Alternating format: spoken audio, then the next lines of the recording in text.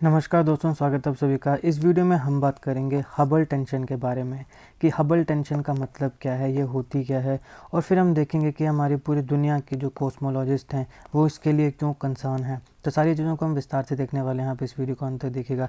Channel पर हैं तो सब्सक्राइब अवश्य करिएगा। पॉलिटिक्स, इकोनॉमी, जीके, टेक्नोलॉजी की तमाम वीडियोस को देखने के लिए हमारी प्लेलिस्ट को जरूर चेक करिएगा। आप किसी भी एग्जाम की तैयारी कर रहे हो, हमारी प्लेलिस्ट और करंट अफेयर की बाकी वीडियोस को देख के आपको काफ़ी हेल्प मिलने वाली है, इसलिए समय निकाल के हमारे चैनल को जरूर चेक करिएगा। चलिए शुरुआत करते हैं। देखिए, हबल टेंशन ये होती क्या है।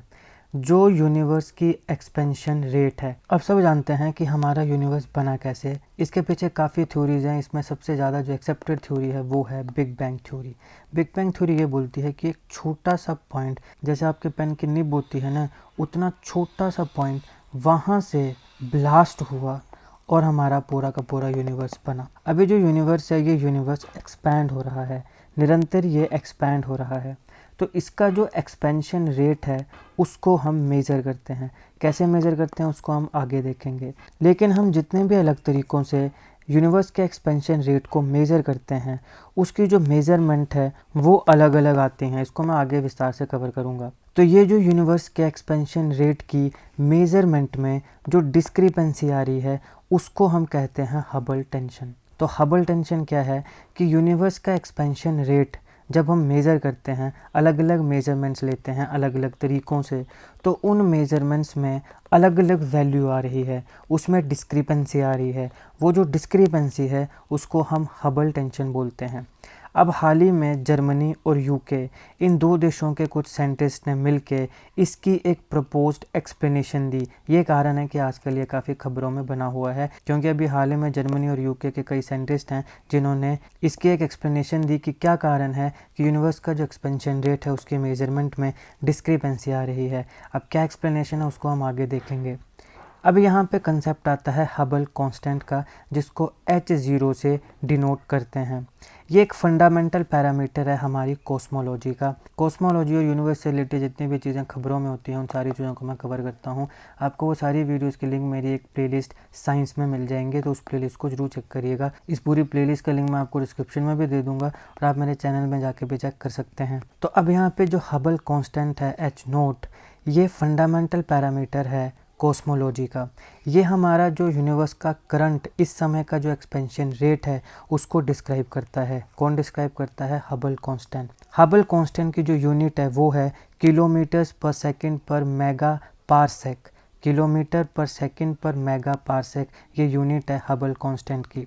ये रिप्रेजेंट करता है उस स्पीड को जिस स्पीड से हमारी जो गैलेक्सीज़ हैं वो एक दूसरे के अगेंस्ट मूव कर रही हैं, अवे मूव कर रही हैं एक गिवन डिस्टेंस पे। तो एक गिवन डिस्टेंस पे जिस स्पीड से हमारी गैलेक्सीज़ एक दूसरे के अगेंस्ट मूव कर रही हैं उसको रिप्रेजेंट करता है हबल कांस्टेंट, जो एक काफ़ी फंडामेंटल पैरामीटर है कॉस्मोलॉजी का। यूनिवर्स के करंट एक्सपेंशन रेट को ये डिस्क्राइब करता है। इसकी यूनिट क्या है? किलोमीटर्स पर सेकंड पर मेगा पारसेक। अब देखिए यहाँ पे ये जो नाम है हबल, हबल नाम जो है ये एक एस्ट्रोनॉमर था, एडविन हबल। ये है एडविन हबल, इसके नाम से ये हबल नाम आया है। ये पहला ऐसा व्यक्ति है जिसने गैलेक्सी के डिस्टेंस और उसकी जो अपेरेंट वेलोसिटी है उन दोनों के रिलेशनशिप को ऑब्जर्व किया था, एडविन हबल। तो इसी के नाम पे आया हबल कांस्टेंट। अभी यहाँ पे बात है कि हबल टेंशन होती क्यों है। हबल टेंशन माने जो एक्सपेंशन रेट को हम मेज़र कर रहे हैं उसमें डिस्क्रिपेंसीज आ रही हैं, उसको हमने कहा कि ये हबल टेंशन है। तो हबल टेंशन क्यों आती है? देखिए, जैसे मैंने आपको कहा कि यूनिवर्स के एक्सपेंशन रेट को मेज़र किया जाता है हबल कांस्टेंट के द्वारा। तो हबल कांस्टेंट को मेज़र करने के काफ़ी अलग अलग मेथड्स हैं। अब ये जो अलग अलग मेथड्स हैं ये इनकंसिस्टेंट रिजल्ट्स यील्ड करते हैं। माने जितने भी मेथड्स के माध्यम से आपने हबल कांस्टेंट को मेज़र किया उसमें अलग अलग वैल्यूज़ आई। क्योंकि उसमें अलग अलग वैल्यूज़ आ रही हैं तो उसकी वजह से यहाँ पे इनकंसिस्टेंट रिजल्ट्स आ रहे हैं। अब दो इक्वली वैलिड वेज के माध्यम से जब हम हबल कांस्टेंट को देख रहे हैं और जो यूनिवर्स का एक्सपेंशन है उसको मेज़र कर रहे हैं कि कितना जल्दी, कितना फास्ट यूनिवर्स हमारा एक्सपैंड हो रहा है, तो उसमें भी दो अलग एस्टिमेट्स आ रहे हैं। एक में अलग नंबर आ रहा है, दूसरे में अलग नंबर आ रहा है। अब देखिए यहाँ पे जो दो प्राइमरी अप्रोचेज़ यूज़ की जाती हैं एच नॉट माने हबल टेंशन को डिटरमाइन करने के लिए, उसमें सबसे पहले आता है कॉस्मिक माइक्रोवेव बैकग्राउंड यानी CMB मेथड, दूसरा आता है कॉस्मिक डिस्टेंस लैडर यानी CDL मेथड। अब एक एक करके इन दोनों के बारे में बात करते हैं। सबसे पहले CMB method that is cosmic microwave background. ये जो अप्रोच है ये रिलाई करती है यूनिवर्स में जो ओल्डेस्ट लाइट है, जो पुरानी लाइट है, उसको ऑब्जर्व करके और जो CMB रेडिएशंस होती हैं उनको ऑब्जर्व करके, और यहाँ पे हम एक स्टैंडर्ड कॉस्मोलॉजिकल मॉडल को यूज़ करते हैं ताकि जो वैल्यू है H नॉट की उसे इन्फर किया जाए। तो बेसिकली जो कॉस्मिक माइक्रोवेव बैकग्राउंड है, यहाँ पर एक शब्द पे ध्यान दीजिए, बैकग्राउंड। बैकग्राउंड मतलब जो पीछे है, जो पीछे है वो ओल्ड हो चुका है, जो पीछे है वो पुराना हो चुका है, ओल्ड हो चुका है। तो यहाँ पे जो ओल्डेस्ट लाइट है यूनिवर्स में उसे ऑब्जर्व किया जाता है, CMB रेडिएशंस को ऑब्जर्व किया जाता है, स्टैंडर्ड कॉस्मोलॉजिकल मॉडल को यूज़ किया जाता है H नॉट के वैल्यू को निकालने के लिए। ये था CMB मॉडल। अब आता है CDL मॉडल यानी कॉस्मिक डिस्टेंस लैडर मेथड। देखिए ये जो टेक्निक है, यहाँ पे जो नियर बाय गैलेक्सीज होती हैं उनके डिस्टेंस को मेज़र किया जाता है अलग अलग एस्ट्रोनॉमिकल ऑब्जेक्ट्स का यूज़ करके, जैसे कि सीफिड वेरिएबल स्टार्स हो गए या टाइप ला सुपरनोवा हो गया। फिर गैलेक्सीज का जब डिस्टेंस मेज़र किया जाता है तो उसके माध्यम से उस डिस्टेंस को यूज़ करके H नॉट के वैल्यू को कैलकुलेट किया जाता है। अभी यहाँ पे प्रॉब्लम ये नहीं है कि तुम H नॉट की वैल्यू को कैलकुलेट कर रहे हो, प्रॉब्लम ये है कि इन दोनों मेथड से जब H नॉट की वैल्यू को कैलकुलेट किया जा रहा है तो ये वैल्यू अलग अलग आ रही है और यहाँ पे सिग्निफिकेंट डिफरेंट वैल्यूज़ आ रही हैं। यानी ऐसा भी नहीं है कि 0.12 के फ़र्क है, नहीं, सिग्निफिकेंटली डिफरेंट वैल्यूज़ आ रही हैं हबल कांस्टेंट की इन दोनों मेथड से। ये है हबल कांस्टेंट H नॉट। जब हम इसको CMB माने कॉस्मिक माइक्रोवेव बैकग्राउंड मेथड से निकालते हैं तब इसकी वैल्यू आती है 67 km/s/MPC।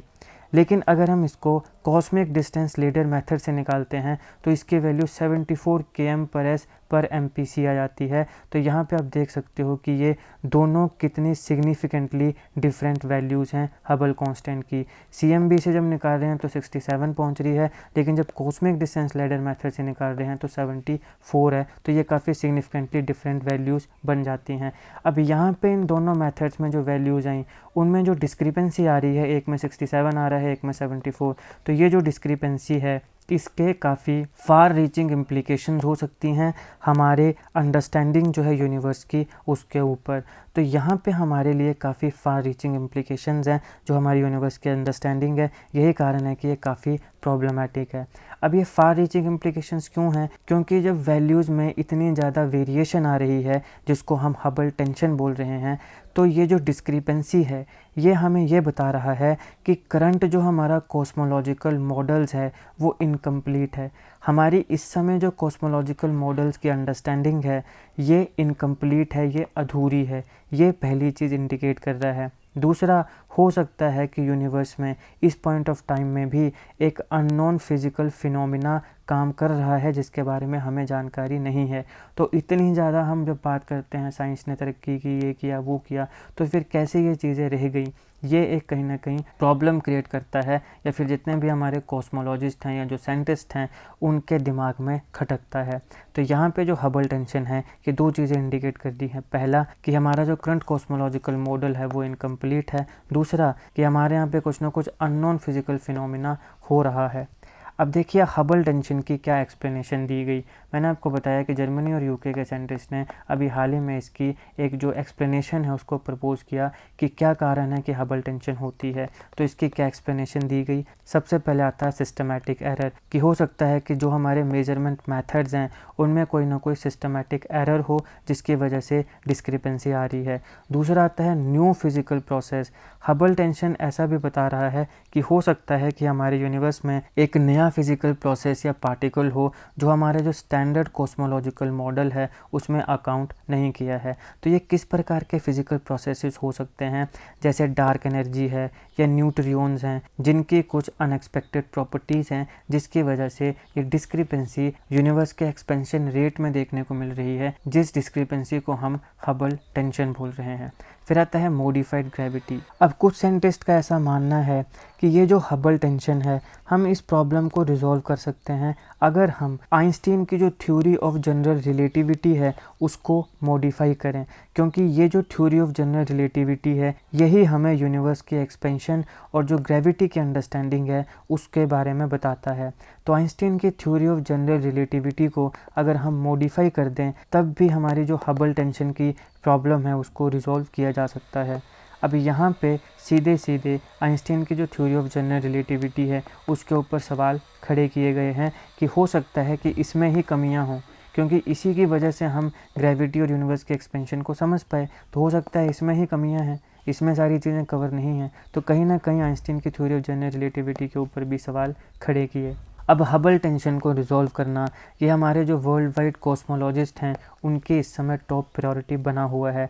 तो पूरी दुनिया में ऐसे बहुत से रिसर्च टीम्स हैं जो कि रिफाइंड मेजरमेंट टेक्निक्स के ऊपर काम कर रही हैं, ताकि जो पोटेंशियल सोर्स है इस एरर का उसको सर्च किया जा सके, उसका पता लगाया जा सके और अल्टरनेटिव थ्योरेटिकल मॉडल्स को भी एक्सप्लोर किया जा सके। अब कुछ मॉडर्न एस्ट्रोनॉमिकल फैसिलिटीज़ जैसे कि जेम्स वेब स्पेस टेलीस्कोप और वेरा सी रूबिन ऑब्जर्वेटरी, इन मॉडर्न एस्ट्रोनॉमिकल फैसिलिटीज़ से एक्सपेक्ट किया जा रहा है कि ये कुछ ज़्यादा प्रिसाइज डाटा प्रोवाइड करेंगी और जो कॉस्मिक पज़ल है उसको समझने में हमें मदद करेगी। तो ये था इस लेक्चर का analysis.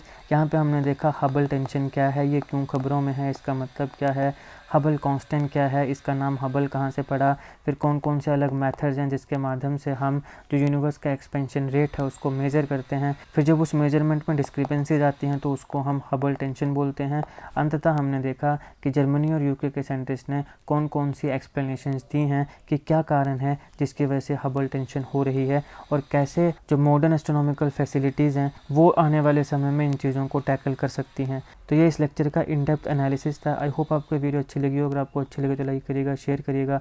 Politics, economy, GK, geography, science, environment, ecology की तमाम वीडियोस को देखने के लिए हमारी प्लेलिस्ट को जरूर चेक करिएगा। आप किसी भी एग्जाम की तैयारी करते हो हमारी प्लेलिस्ट को करंट अफेयर की बाकी वीडियोस को देख के आपको काफ़ी हेल्प मिलने वाली है।